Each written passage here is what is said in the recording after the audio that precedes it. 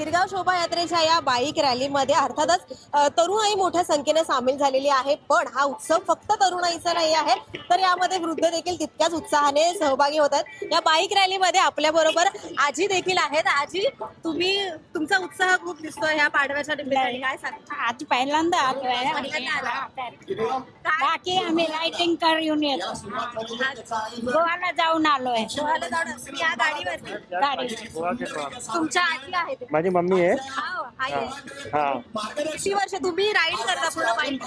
मला 3 वर्ष झाले आणि मम्मीला पण 2 वर्षापासून फिरवतोय बाईक वरच असतो। तिकडे पण रायडिंग इव्हेंट असतात, मोठे मोठे बाईक रायडिंगचे इव्हेंट, तिकडे जातो आणि गोवाला गेले लॉंगेस्ट कुठला आलात तुम्ही? डोंबिवलीवरून।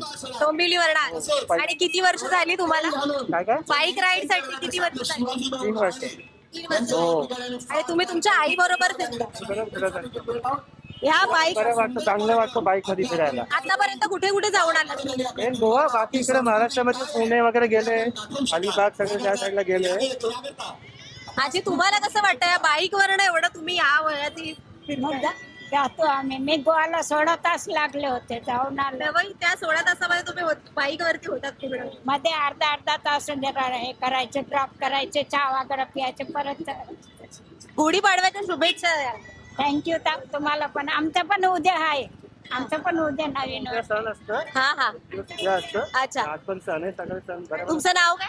मनीष मनीष. मनचंद्या। धन्यवाद। तर हे होते मनीष, डोंबिवलीहून आले होते।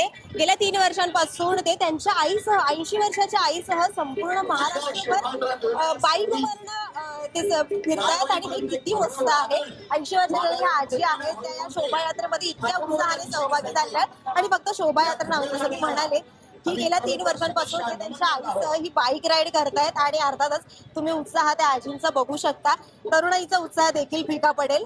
तर हीच खरी या सणाची, या शोभायात्रेची खासियत आपण म्हणू शकतो, की जिथे सगळेच मोठ्या उत्साहाने सहभागी होतात आपल्या संस्कृतीचं दर्शन घडवण्यासाठी। आणि असेच व्हिडिओज आम्ही तुमच्यापर्यंत पोहोचवणार आहोत ह्या शोभायात्रेच्या निमित्तानं। त्यामुळे लोकसत्ताच्या YouTube चॅनेलला सबस्क्राईब करायला विसरू नका। पाहत राहा लोकसत्ता लाईव्ह। विनंती करतो